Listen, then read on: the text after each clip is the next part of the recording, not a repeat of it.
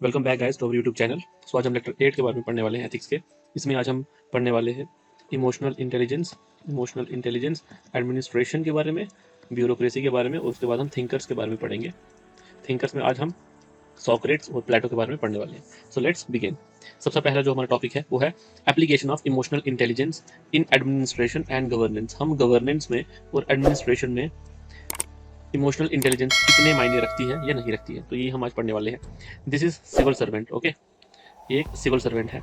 इसके एक side government है जो पॉलिसी बनाती है, और एक साइड सिटीजन है जहाँ पे एक्शन होता है। यही पॉलिसी जो है वो एक्शन में कन्वर्ट होती है। सिविल सर्वेंट का काम क्या होता है? इस पॉलिसी को इम्प्लीमेंट करना।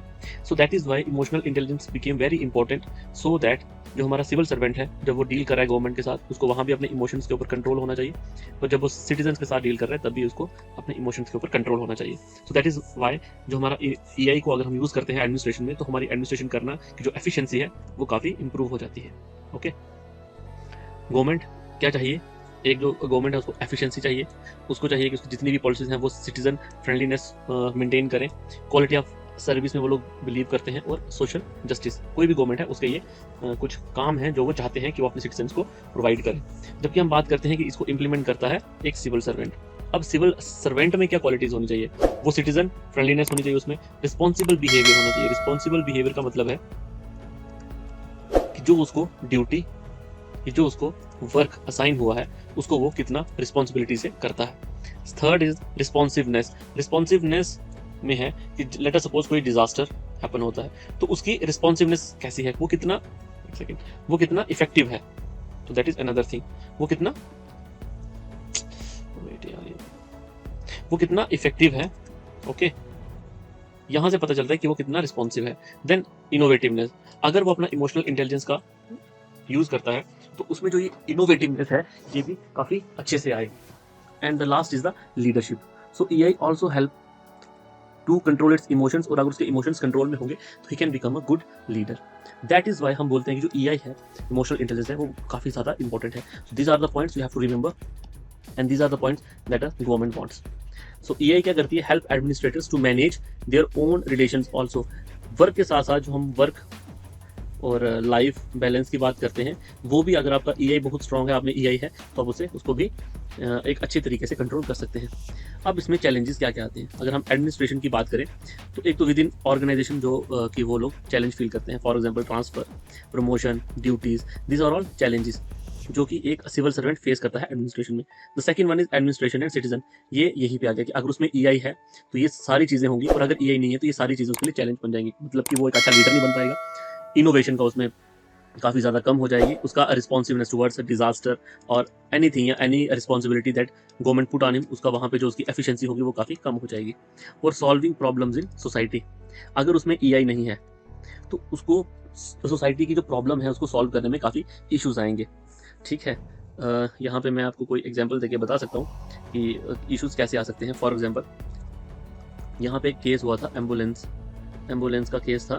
दैट इज VVIP मूवमेंट हो रही थी, तो एक चाइल्ड था जो एम्बुलेंस में था, उस एम्बुलेंस को 30 मिनट्स के लिए रोक दिया गया क्योंकि हमें वहाँ पे VVIP मूवमेंट करवानी थी। अब देखिए, VVIP मूवमेंट करवानी थी। सो जो वहाँ पे पुलिस वाला था उसने शायद उसमें जो EI इमोशनल इंटेलिजेंस का जो भाव था वो बहुत ही कम था, या किस वजह से उसने इस एम्बुलेंस को रोका और उस बच्चे की मौत होगी। So these are the problems कि जो एडमिनिस्ट्रेशन लेवल पे हम फेस करते हैं अगर हमें EI कम है। तो these are all the challenges what government has done to imbibe soft skills. अब हम बात करते हैं कि एडमिनिस्ट्रेशन में हमें ये चीज़ तो पता लगी कि हाउ इम्पोर्टेंट इज EI, कि EI कितनी इंपॉर्टेंट है, और उसके लिए गवर्नमेंट क्या क्या करती है। सबसे पहले एथिक्स पेपर की इंट्रोडक्शन हुई इन द ईयर 2013 इन UPSC, और 2020 का जो हमारा पेपर था उसमें JKAS में इसकी इंट्रोडक्शन हुई। Second is sensitive training techniques, जैसे इंडिया टूर करवाया जाता है UPSC वालों को, JKS वालों को भारत दर्शन करवाया जाता है। वो इसीलिए करवाया जाता है कि वो अलग अलग चीज़ों को देखें। जैसे मेंटरिंग होती है, एक्सपीरियंस लोगों को वहाँ पे आते हैं, उनको मेंटर करते हैं एडमिनिस्ट्रेटर्स को। देन यहाँ पे जैसे संदीप महेश्वरी या विवेक बांद्रा, शायद सच टाइप ऑफ स्पीकर्स को बुलाया जाता है ताकि वो एथिक्स और सॉफ्ट स्किल्स की जो वैल्यूज़ हैं वो लोगों को बताएं, या वो एडमिनिस्ट्रेटर्स को बताएं। जैसे मेंटरिंग में श्री रविशंकर जी का जो कुछ प्रोग्राम्स हैं, वो करवाए जाते हैं लबासना में, और रिसेंटली वो हमें भी करवाया गया, उसका वन वीक का ट्रेनिंग प्रोग्राम हमारा भी था उसमें। तो वी हैव लर्न कि हमें अपने इमोशंस पे कैसे कंट्रोल करना चाहिए। उसके बाद एडमिनिस्ट्रेटर को विलेज स्टे के लिए भेजा जाता है, उनको कम्युनिटी स्टे के लिए भेजा जाता है। जैसे इसमें एक बड़ी अच्छी एग्जाम्पल है बैक टू विलेज, जहाँ पे जो ऑफिसर्स हैं उनको पंचायत में रहना पड़ता है। So this all the things कि वो जितने ज़्यादा लोगों से मिलेंगे उतने ज़्यादा जो एडमिनिस्ट्रेटर्स हैं उनमें सॉफ्ट स्किल्स आएंगे। Then it also helps in work life balance. Then rewarding good services, जो एडमिनिस्ट्रेटर्स होते हैं उनको अच्छे कामों के लिए अवार्ड्स दिए जाते हैं। Okay, so these all are the things जो कि गवर्नमेंट करती है to imbibe soft skills. So आगे चलेंगे हम। Then there is a bureaucracy. ये आपको थोड़ा सा इंपॉर्टेंट टॉपिक है, क्योंकि it's a theory given by Max Weber in the year 1920, मतलब ऑलमोस्ट इसी ईयर के अराउंड उन्होंने दी थी। ही इज़ फ्रॉम रशिया से था। सो सबसे पहले उन्होंने थ्योरी दी थी, थ्योरी ऑफ आइडियल ब्यूरोक्रेसी। उन्होंने बोला था ब्यूरोक्रेसी क्या है? It is an administrative system design to accomplish large scale administrative tasks by systematically coordinating the work of many individuals. मैं आपको ये टॉपिक क्यों पढ़ा रहा हूँ? क्योंकि इमोशनल इंटेलिजेंस जहाँ हमें ये बोलती है कि हमें इमोशंस को साथ देना चाहिए while taking our decisions in administration, वही ही तो ये आइडियल ब्यूरोक्रेसी जो है कंसेप्ट, ये इसके उल्टा है। इसमें ये बात करता है कि हमें इमोशंस को नहीं देखना चाहिए, बल्कि हमें ब्यूरोक्रेटिक जो मोरालिटी है उस पर चलना चाहिए। So this is a theory. तो आगे आप देखेंगे, मैंने डिफरेंस भी बताया। सो that is why it becomes important. ये वाला क्वेश्चन यूपीएससी में आ भी चुका है। Okay, so let's begin. Bureaucracy है क्या? एक एडमिनिस्ट्रेटिव सिस्टम है जो कि डिजाइन किया गया है इस तरीके से ताकि ये काफी लोगों का जो वर्क है उसको कोऑर्डिनेट कर सके, तभी इसमें एक हायरार्की सिस्टम है। ओके, हायरार्की सिस्टम है। और सेकंड इज अकाउंटेबिलिटी है। अगर हम बात करेंगे, यहाँ पे लिखा है कि अगर हम पूरे सिस्टम की बात करते हैं, पूरा सिस्टम, तो वो काम करता है किसके लिए? सोसाइटी के लिए, और उसको बनाता है एक परफेक्ट एडमिनिस्ट्रेशन की। एक ये एग्जांपल है कि वो सोसाइटी के लिए काम करता है। लेकिन अगर हम इस सिस्टम के अंदर जो इंडिविजुअल्स बैठे हैं, अगर हम उनकी बात करेंगे, तो वो अकाउंटेबल तो हैं, लेकिन not to public but to their higher ups. They are accountable for administration only. जैसे कि अगर कांस्टेबल है तो वो एसआई को अकाउंटेबल है, एसआई जो है वो इंस्पेक्टर को अकाउंटेबल है, इंस्पेक्टर जो है वो डीएसपी को अकाउंटेबल है, डीएसपी जो है वो एसपी को अकाउंटेबल है, एसपी जो है वो एसएसपी को अकाउंटेबल है, and like that. So this is hierarchy. So ये जो लोग हैं ये काम तो करते हैं, लेकिन ये अकाउंटेबल है to their immediate higher ups. Whole system जो है वो अकाउंटेबल है टू द सोसाइटी। जैसे मैंने आपको एग्जांपल दी थी, सोनीपत में ये इंसिडेंट हुआ था वीवीआईपी मूवमेंट का, जो एम्बुलेंस को रोक दिया गया था फॉर 30 मिनट्स और बच्चे की जान चली गई थी। वहां पे जो पुलिस वाला था, अगर उसमें ईआई होता, इमोशनल का अगर उसने साथ दिया होता, तो वो शायद उसको अलो करता, लेकिन उसने अलो नहीं किया, क्योंकि वो अकाउंटेबल है किसको? अपने सुपीरियर को। अगर वो अकाउंटेबल होता पब्लिक को तो वो ये करता, वो नहीं था। उसके बाद फिर ये केस हाई कोर्ट में गया और हाई कोर्ट ने बोला कि एम्बुलेंस को कोई नहीं रोक सकता। अगर वीवीआईपी मूवमेंट भी है तो वीवीआईपी मूवमेंट को रुकना पड़ेगा, लेकिन एम्बुलेंस को नहीं रोका जा सकता। सो अगर हम ये एग्जांपल देखें और अकाउंटेबिलिटी को देखें, तो मैक्स वेबर ने ये बोला कि ब्यूरोक्रेसी वर्ड जो है it is widely used with regard to government. अगर हम गवर्नमेंट की बात करेंगे तभी हम बात करते हैं ब्यूरोक्रेसी की। एंड बिजनेस, गवर्नमेंट को एक बिजनेस रन करना है, उसके लिए उनको एक सिस्टम चाहिए, उसी सिस्टम को हम बोलते हैं bureaucracy. So max weber give this theory. उन्होंने ये थ्योरी दी थी 1920 और उस टाइम कैपिटलिस्ट चल रही थी, कैपिटलिज्म जो था वो इट इज एट राइज। तो ये जो थ्योरी दी गई, ये दी गई एक कैपिटलिस्ट माइंडसेट को लेके। गवर्नमेंट और बिजनेस, बिजनेस मतलब प्रॉफिट, प्रॉफिट किसका? गवर्नमेंट का। उसके लिए एक सिस्टम चाहिए, सिस्टम क्या? ब्यूरोक्रेसी। वही ब्यूरोक्रेसी क्या मतलब? लोग, ऐसे लोग जो एक हायरार्की में काम करते हैं और एक इंपॉर्टेंट टर्नआउट या किसी के लिए भी काम करते हैं, लेकिन उस सेटअप को हम बोलते हैं bureaucracy. At that time concept of bureaucracy came. और मैक्स वेबर ने 3 टाइप्स ऑफ पावर को स्टडी किया। उन्होंने बोला 3 टाइप की पावर होती है। एक है ट्रेडिशनल, जो कि हम सोसाइटी से सीखते हैं, that is goodness, for example goodness. Second है कैरिज्मेटिक, मतलब authority, leader, personality, people accept that. उन्होंने बोला कि 3 टाइप ऑफ पावर एग्जिस्ट करती है। पहली है ट्रेडिशनल, कि हमें बचपन से जो सिखाया जाता है कि बड़ों का आदर करना चाहिए, बड़ों से अच्छे से बात करनी चाहिए, जो गवर्नमेंट ऑफिशियल्स हैं उनसे अच्छे से बात करनी चाहिए। So this is inherent to us. Second है कैरिज्मेटिक, हम जो हमारी लीडर्स हैं या अथॉरिटी हैं या एमएलए हैं, एमपीज हैं, या अगर हम बात करें आईएएस ऑफिसर्स जो हैं या केएस ऑफिसर्स हैं, तो हम उनको एक बड़ी अथॉरिटी से देखते हैं, कैरिज्मेटिक, कि वो जो करेंगे वो सही होगा। So people accept that. Third उन्होंने बोला कि रैशनल, मतलब लीगल, लॉ। उन्होंने बोला कि अगर लोग ट्रेडिशनल हैं और कैरिज्मेटिक है तो उन पे हम लॉ लगा सकते हैं। That way he emphasize that bureaucratic type is the ideal one. उसने बोला कि जो ब्यूरोक्रेटिक टाइप है वो इसलिए आइडल वन है क्योंकि जो लोग हैं सोसाइटी में, उनमें एक ट्रेडिशनल पावर है, एक वो ब्यूरोक्रेसी को एक कैरिज्मेटिक, अथॉरिटी को एक कैरिज्मेटिक तरीके से लेते हैं और उन पे लॉ अप्लाई कर सकते हैं। इसलिए उसने बोला कि हमें ब्यूरोक्रेटिक टाइप की साइड जाना चाहिए। और उन्होंने बोला कि जो एक ब्यूरोक्रेसी है, ओके, इसमें किस टाइप की वैल्यूज होती है, कैसी वैल्यूज होनी चाहिए ब्यूरोक्रेसी में।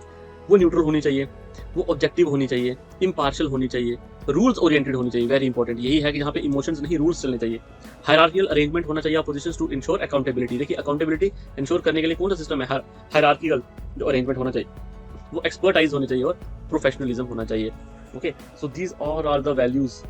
ये तो स्ट्रक्चर डिफाइन करता है ब्यूरोक्रेसी, उनकी रूल्स ओरिएंटेड हो और हायरार्की हो, this is more structured based, लेकिन बाकी जो है ये सारी वैल्यूज है।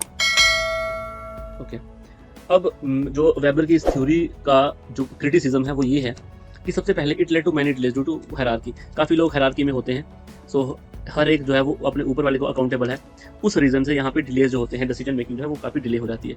It talks about means only, मतलब मीन्स ओरिएंटेशन। वही एग्जांपल कि एम्बुलेंस, उसने ये नहीं देखा कि इसके अंदर एक बच्चा है जिसको हॉस्पिटल टाइम से जाना, उसने जस्ट ये देखा कि वीवीआईपी मूवमेंट है, तो हमें ये इन सबको रोकना है। So it talks about means only, not and. इसमें एंड को देखा नहीं जाता। Absence of public service spirit, only bound by authority. Inspector को डीएसपी को रिपोर्ट करना है, वो पब्लिक को रिपोर्ट नहीं करता, so it is bound by authority. तो उनमें पब्लिक का अच्छा जो होता है हित करना, उससे ज़्यादा उनको अपना होता है कि मैं अपने डीएसपी को ओके करूं रेदर देन पब्लिक को। अगर DSP is okay then I am okay, अगर पब्लिक ओके है लेकिन डीएसपी ओके नहीं है तो it's a problem. So that way it's a criticism. Alienation of weak and poor, जो एडमिनिस्ट्रेटर्स होता है वो मोस्टली 90% जो है वो लोगों को तो देखते नहीं, उनको बाहर ही निकालते हैं। So this is self explanatory. Then there is moral corruption, क्योंकि अगर ये चीज़ हो रही है तो it is only because of moral corruption. उनको लगता है कि दे आर वो किंग हैं, हाँ वो किंग हैं, जबकि वो उनको पता नहीं है कि they are public servants. Then there is culture of secrecy. उसने बोला कि दिस इज सीक्रेसी, उन्होंने बोला था कि ब्यूरोक्रेसी में ये चीज़ काफ़ी है कि आपको सीक्रेसी मेंटेन करनी है, बट इट एस्टैब्लिशेस हेजेमनी, ये आपकी हेजेमनी एस्टैब्लिश कर देती है। So these are some of the criticism. अगर हम बात करें मैक्स वेबर, क्योंकि इनकी जो थ्योरी थी वो 1920 में आई, और जो इमोशनल इंटेलिजेंस है इट केम्स इन 1990, मतलब करीबन 70 ईयर्स का फर्क है, लेकिन फिर भी इसमें बिल्कुल इमोशंस की बात नहीं की। इमोशंस आर इरेशनल, इमोशंस को बिल्कुल ही खत्म कर दिया, बट यहाँ पे emotions are rational. Emotion should be eliminated, उन्होंने बोला इमोशन को एलिमिनेट करो, उन्होंने बोला नहीं, हमें इमोशंस को मैनेज करना चाहिए। फॉर एग्जांपल डीह्यूमनाइजेशन, उन्होंने बोला जब इमोशंस होंगे नहीं तो उसमें ह्यूमन कैरेक्टर होगा ही नहीं। ओके, उसमें ह्यूमन कैरेक्टर नहीं होगा। So that way, but EI says it has to be managed. Dehumanized was suitable for maintaining stability. They have to say कि अगर हमें स्टेबिलिटी मेंटेन करनी है तो हमें डीह्यूमनाइज्ड होना पड़ेगा। बट ये जो बोलते हैं वो ये बोलते हैं कि it's there is a need for innovation. वो कहते हैं कि अगर आप में इमोशंस हैं तो इट लीड्स टू इनोवेशन, और ये कैपिटलिस्ट माइंडसेट को लेके बनाएगी और ये सोशल वेलफेयर को लेके बनाएगी। ओके, सो दैट वे ये जो दो टॉपिक्स थे हमारे वो कंप्लीट होते हैं। अभी हम मूव ऑन करेंगे to the next, and that is thinkers. Thinkers में पहले हम वेस्टर्न थिंकर्स की बात करेंगे। मैं आपको ज़्यादा थिंकर्स नहीं पढ़ाऊंगा, 2-4 जो इंपॉर्टेंट थिंकर्स हैं वो मैं आपको पढ़ाऊंगा, लेकिन जो नोट्स होंगे, नोट्स में आपको मैक्सिमम थिंकर्स मिल जाएंगे, तो आप उनको वहाँ से पढ़ सकते हो, क्योंकि ये फिलोसफी है तो इसमें ठीक है, इट्स ओके, आपको पढ़ना चाहिए, लेकिन अगर आपको खुद भी पढ़ोगे तो आपको समझ आ जाएगी। तो पहले हम बात करते हैं थिंकर्स की। जो इंपॉर्टेंट थिंकर्स है वो मैं आपको सारे पढ़ाऊंगा। The important one is Socrates ethics. Greek philosophy, philosophy का मीनिंग है दर्शन, दर्शन का मीनिंग है जो आपकी सराउंडिंग में जो आप देखते हो और उसके बेस्ड आप परसेप्शन करते हो कि आपका फ्यूचर कैसा होगा, उसी को बोलते हैं फिलोसफी। तो फिलोसफी की शुरुआत हुई 600 BC इन ग्रीक, और फिलोसफी का believe to be from Thales philosophy. Thales जो थे, जो उनकी फिलोसफी थी, वहां से इसका जन्म को माना जाता है। एज पर सॉक्रेट्स, जो एथिक्स है उसको 3 हिस्सों में डिवाइड किया गया है, pre socratic era, Socratic era और पोस्ट सॉक्रेटिक एरा। तो पहले हम बात करते हैं प्री सॉक्रेटिक। इसमें एक वर्ड था सोफिस्ट आर मोस्ट इंपॉर्टेंट। इन्होंने बोला सोफिस्ट जो है वो सबसे इंपॉर्टेंट है। अब ये कौन लोग थे sophist? These are the people who believe in extreme subjectivity. Subjectivity का मतलब है established moral principles in line with those of the powerful. उन्होंने बोला जो पावरफुल है वही जो बनाएगा प्रिंसिपल वही सही है। For example, justice is the interest of the mighty. Justice जो है it is the interest of the mighty, मतलब माइटी जैसा चाहेगा वो वैसा जस्टिस देगा। तो this is the thinking before Socrates. Okay, तो उन लोगों को बोला गया सोफिस्ट। अगर हम सॉक्रेटिक एरा की बात करें तो उसमें सॉक्रेट्स थे, प्लेटो थे, एरिस्टोटल थे, सेरेमोनिक एंड सिनिक ट्रेडिशंस की वहां पे बात होती थी। और पोस्ट सॉक्रेटिक एरा में बात हुई एपिक्यूरियनिज्म और स्टोइक्स आर इंपॉर्टेंट। ये हम आगे देखेंगे ये क्या है, लेकिन अभी हम चलते हैं प्री सॉक्रेटिक एरा की तरफ। तो आपको समझ आया होगा कि प्री सॉक्रेटिक एरा में क्या होता था। जो माइटी ने बोला, जो किंग ने बोला, जो उसका ओपिनियन है वही ओपिनियन बन जाता था पूरी सोसाइटी का। Okay, so that is the pre socratic era.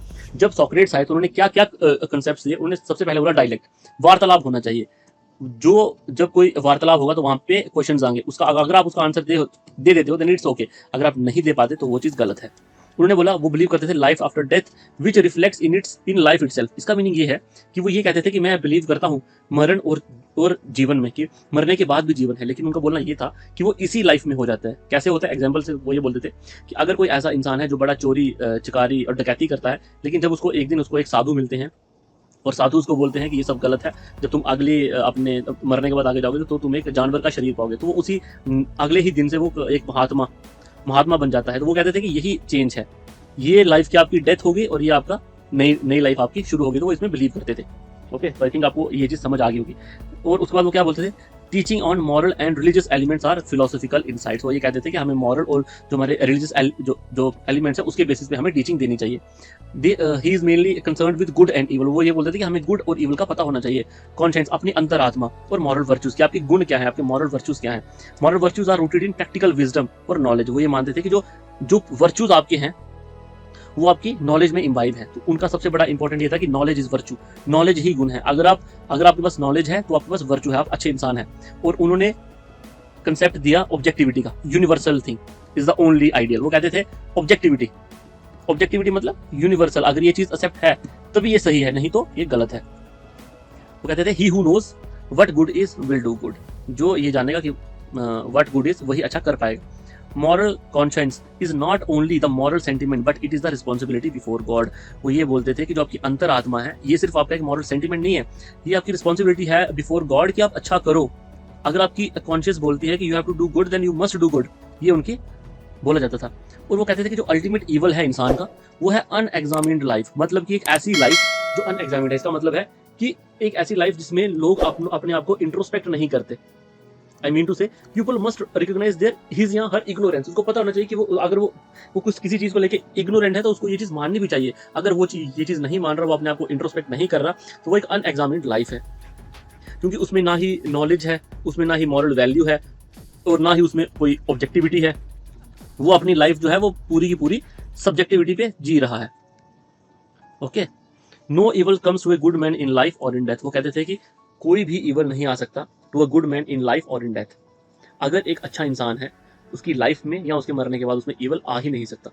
So this is the Socrates. इसमें मेन चीज जो ये है, उन्होंने बोला कि नॉलेज इज वर्च्यू। लेकिन इसके बाद आए प्लाटो ने थोड़ा सा मॉडिफिकेशन किया। अब हम इसको देखेंगे। सॉक्रेट्स ने एक चीज और भी बोली थी कि don't take anything for granted. कोई भी चीज आपको फॉर ग्रांटेड नहीं लेनी है। मतलब इनका जो होल यही था कि आपको नॉलेज होना काफी जरूरी है चीजों के बारे में। और व्हाट प्लाटो सेज, उसने बोला कि sin and virtue are determined by feelings not by intellect. उन्होंने बोला कि ऐसा पॉसिबल है कि नॉलेज इज वर्च्यू, ये बात तो बहुत अच्छी है, लेकिन देयर इज एवरी पॉसिबिलिटी कि बीइंग नॉलेजेबल आप you can be bad. For example हम यहाँ पे महाभारत की एग्जाम्पल लेते हैं, दुर्योधन और अर्जुन। दुर्योधन और अर्जुन का जो गुरु थे द्रोणाचार्य, वो दोनों के गुरु थे, लेकिन ये गुड कैरेक्टर है और ये बैड कैरेक्टर है। सो उसने बोला कि it's your sin and virtue जो है वो डिटरमाइन होते हैं आपकी फीलिंग्स से, आपके इमोशन से, ना कि आपके इंटेलेक्ट से। सो जहां उन्होंने बोला कि नॉलेज इज वर्च्यू, यहाँ इन्होंने उसमें थोड़ी सी मॉडिफिकेशन की। सेकंड, वहां पे बात होती थी कि ओपिनियन जो है उसकी बात की जाती थी कि जिसके पास नॉलेज है उसका ओपिनियन भी अच्छा होगा। उसका ओपिनियन अच्छा क्या, उसका ओपिनियन को उन्होंने ऑब्जेक्टिफाई कर दिया था कि मतलब आपका, देखिए सबसे पहले थे सोफिस्ट।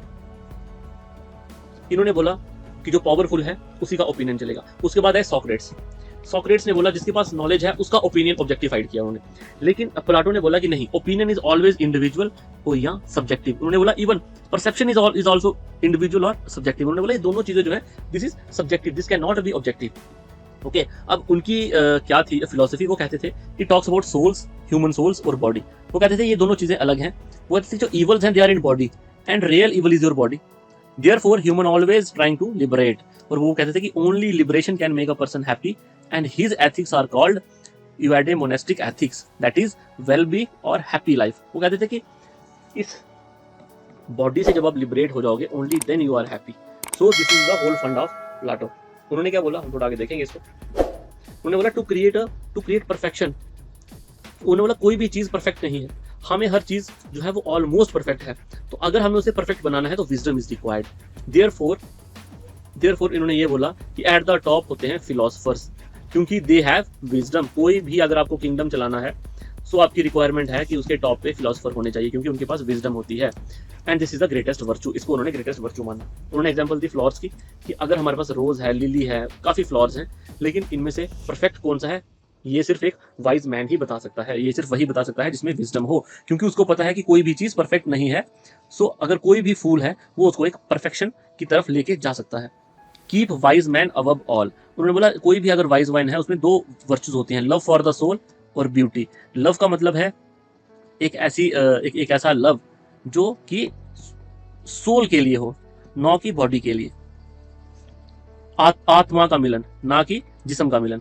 और ब्यूटी की उन्होंने बात की जैसे साउंड ऑफ बर्ड अचीविंग। वो कहते हैं कि देखिए जो वाइज मैन होगा ना, अगर सुबह पक्षी जो भी अपने मधुर गाने गाते हैं सुबह सुबह, वो उनको बोलेगा कि वाह कि कितनी मधुर आवाज है। वही अगर कोई वाइज मैन नहीं होगा तो वो बोलेगा वाह कितना ही बेकार गा रहे हैं। तो ये है कि परसेप्शन किसी चीज को लेने की, उसको हम बोलते हैं ब्यूटी, और लव हो गया फॉर द सोल। अब वो कहते हैं कि सोल में ये जो लव और ब्यूटी है ये हम कैसे डेवलप कर सकते हैं। इट इज डेवलप्ड बाय एक तो लर्निंग मतलब नॉलेज एंड रैशनल थिंकिंग, एक समान सोचना, ओके, नो बायसनेस, कोई बायसनेस नहीं होनी चाहिए।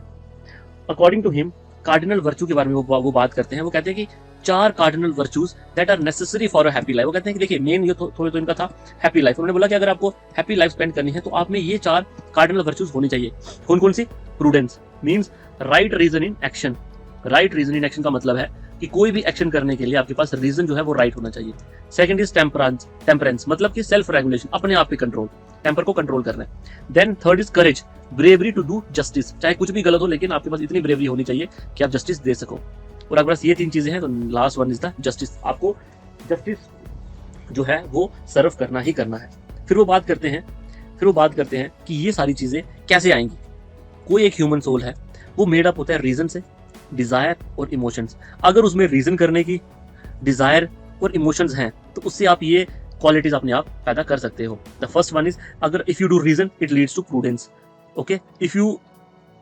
अगर आप में डिजायर है और वो कंट्रोल्ड है, if your desire is controlled then it leads to temperance. और अगर आपके इमोशंस कंट्रोल्ड है इट लीड्स टू करेज।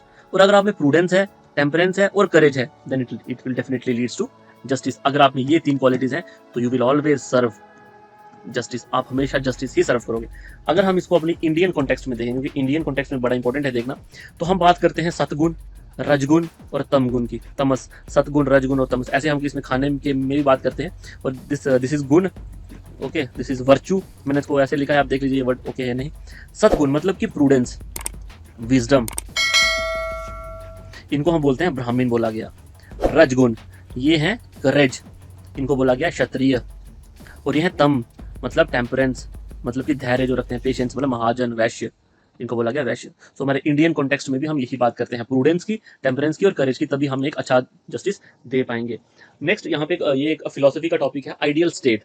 ये एक कंसेप्ट दिया था प्लाटो ने, लेकिन इसको बोला जाता है यूटोपियन कंसेप्ट। क्यों? क्योंकि जो वो आइडियल स्टेट की बात करते हैं तो वो कहते हैं कि सबसे ऊपर होना चाहिए फिलोसोफर, क्योंकि इनके पास विजडम होती है। उसके बाद होना चाहिए किंग, क्योंकि इनमें करेज होती है। उसके बाद होना चाहिए सोसाइटी, क्योंकि इनमें टेम्परेंस होता है। विजडम बोले तो prudence.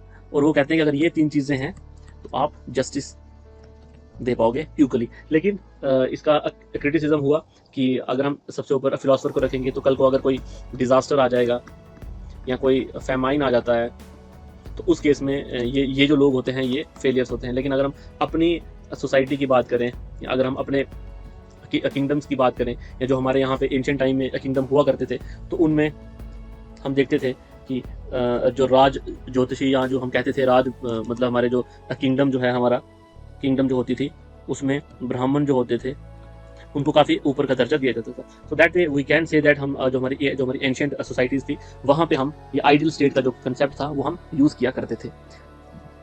So with this guys lecture 8 यहीं पे ख़त्म होता है। सो हम लेक्चर 9 में और थिंकर्स के बारे में पढ़ेंगे, या जो और टॉपिक्स हमारे हैं मैं देखता हूँ मैं कौन से टॉपिक पे आऊँगा। तो और जो हमारे होंगे टॉपिक्स मोस्टली मैं सोच रहा हूँ कि मैं थिंकर्स ही पहले क्लियर करूँगा, ठीक है। उसके बाद आपके 2 टॉपिक्स बचे हैं। एक टॉपिक आपका बचा है एप्टीट्यूड, ये मैं सोच रहा हूँ ये मैं आपको नोट्स में ही क्लियर करूँगा। उसके बाद आपका एक टॉपिक बचा है प्रॉपर्टी इन गवर्नेंस, ये मैं सोच रहा हूँ कि ये मैं कंप्लीट करवा दूँ, इस पर मैं एक लेक्चर ले आऊँ। सो विद दिस आपका एथिक्स जो है वो कंप्लीट हो जाएगा। उसके बाद मेरी मैं एक 2 लेक्चर लूँगा जिसमें मैं केस स्टडीज़ को डिस्कस करूँगा। और यहाँ पे मैं डिस्कस करूँगा विद द सेंस कि अगर मैं ही आंसर लिख रहा होता किसी ना क्वेश्चन का तो मैं कैसे उसको हैंडल करता या कैसे आंसर देता, नॉट यूजिंग एनी बुक और एनी रेफरेंस फॉर दैट। सो ये मैं इसके जो लेक्चर्स होंगे वो मैं अलग लाऊंगा, ये देखे कि आप कितना इंटरेस्ट ले रहे हैं